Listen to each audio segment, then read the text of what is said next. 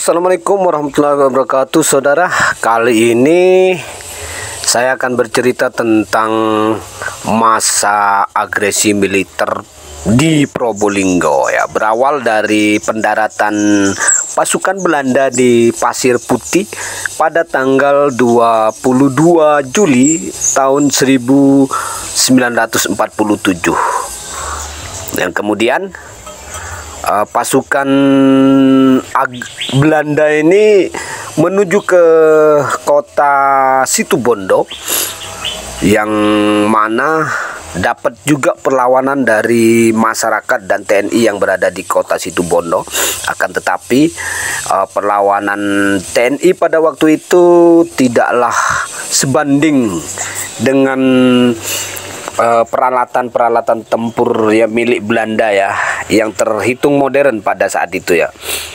Kemudian masyarakat yang ada di Situbondo mulai mengungsi karena tidak suka terhadap Belanda.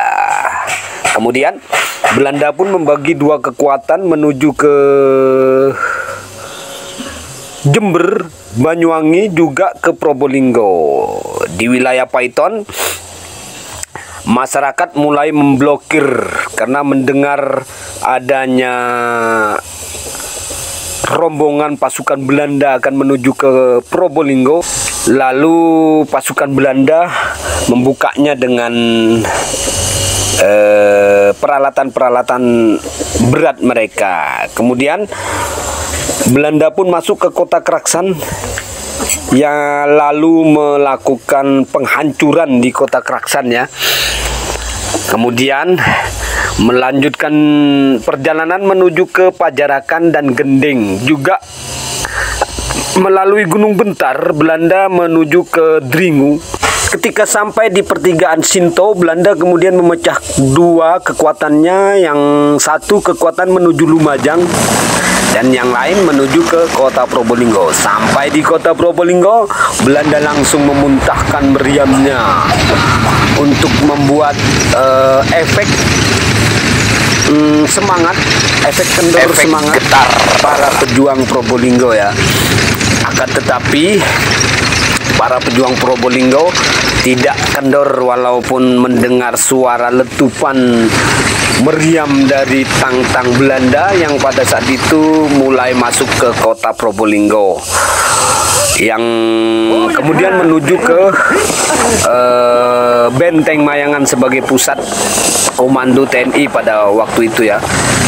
Yang mana Benteng Mayangan diaduk-aduk oleh Belanda sehingga pasukan TNI yang pada saat itu terhitung sedikit ya jumlahnya, tidak terlalu banyak, maupun jumlah personil juga persenjataan yang minim, sehingga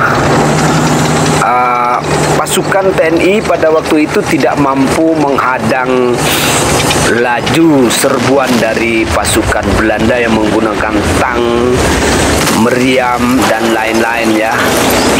Ya, pada saat itu kita atau TNI kita, Angkatan Darat kita itu tidak memiliki senjata modern seperti saat ini.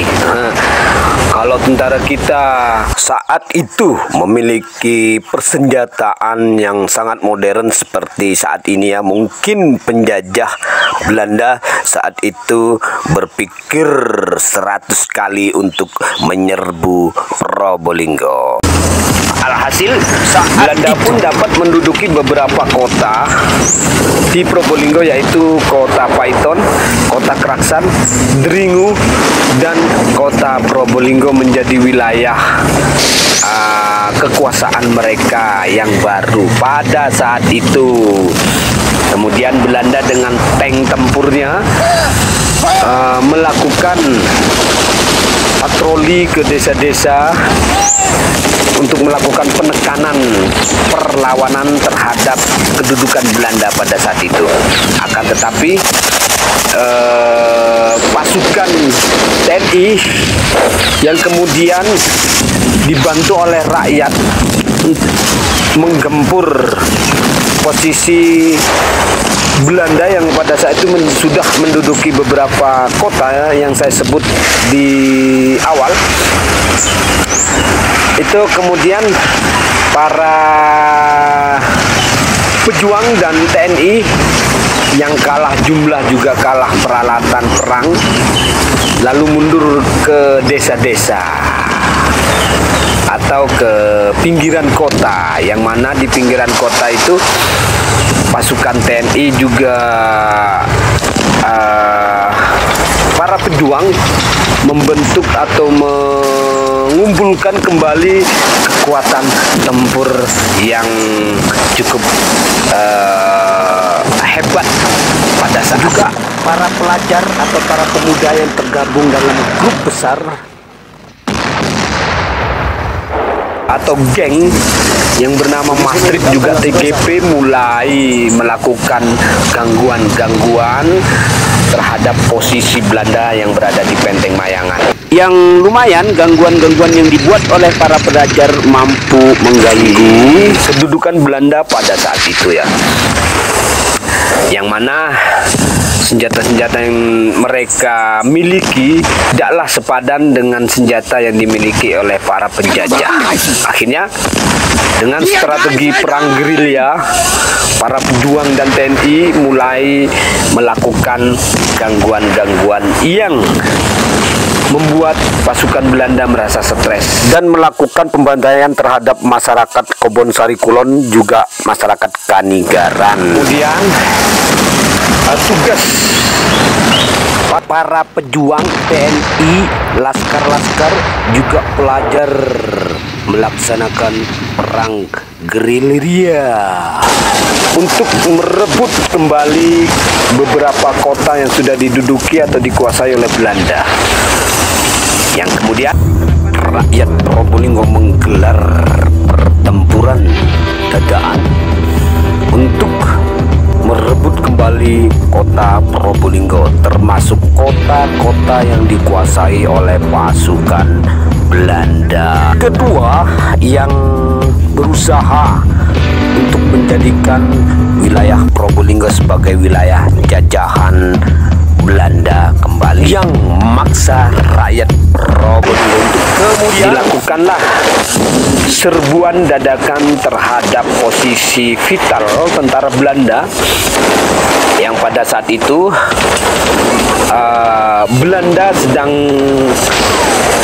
aerofia atau bersenang-senang karena sudah menyelesaikan misinya atau tugasnya. Mendapati serangan dadaan dari masyarakat pejuang juga TNI, mereka jadi kalang kabut, lari ke sana kemari. Hanya beberapa alat berat yang bisa mereka gunakan karena posisi mereka sudah dan serbu secara dadakan oleh para pejuang TNI, pelajar, Mastrip ya, dan TGP, juga laskar-laskar tempur rakyat atau laskar-laskar tempur yang dibentuk oleh rakyat menyerbu secara dadaan terhadap posisi tentara Belanda, yang akhirnya pertempurannya hanya berjalan sekitar 3 jam dari beberapa wilayah yang sudah dikuasai oleh Belanda di wilayah Probolinggo, termasuk di Dringu dan lain-lain. Walaupun Belanda pada saat itu didukung oleh artileri berat yaitu meriam tarik dan lain-lain, namun para pejuang tetap merangsek menyerbu dengan semangat maju tak gentar membela yang benar. Rawi-rawi rantas, malang-malang putung. Hanya Belanda lari tunggang langgang menuju ke posisi mereka atau posisi pusat mereka, karena kemudian dilakukan pengejaran dan pengepungan terhadap Benteng Mayangan yang saat itu sebagai pusat dari tentara Nica atau tentara agresi Belanda kedua. Dan akhirnya dilakukan upacara bendera penyerahan kekuasaan antara Belanda ke negara darurat Jawa Timur, kemudian diserahkan kembali ke Probolinggo.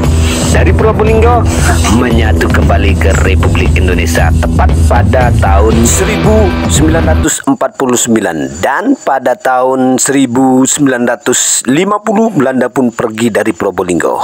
Itulah saudara cerita saya hari ini. Wabillahi taufik wal hidayah.